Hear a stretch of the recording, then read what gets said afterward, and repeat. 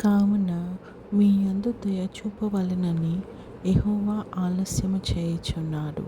యెషయా గ్రంథము 30:18. పరలోకమందున్న మా తండ్రి, నీ నామం పరిశుద్ధపరచబడునుగాక. నీ రాజ్యము వచ్చునుగాక. నీ చిత్తం పరలోకమందు నెరవేరుచున్నట్లు భూమి యందును నెరవేరునుగాక. మా అనుదిన ఆహారం నేడు మాకు దయచేయము.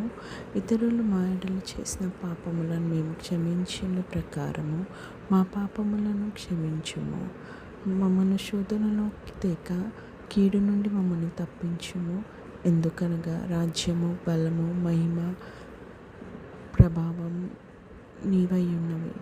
ఆమేన్. యెహోవా నిన్ను ఆశీర్వదించి నిన్ను కాపాడునుగాక. యెహోవా నీకు తన సన్నిధిని ప్రకాశింపచేసి నిన్ను కరుణించునుగాక. యెహోవా నీ మీద తన సన్నిధి కాంతి ఉదయింపచేసి నీకు సమాధానం కలుగజేయునుగాక. ఆమేన్.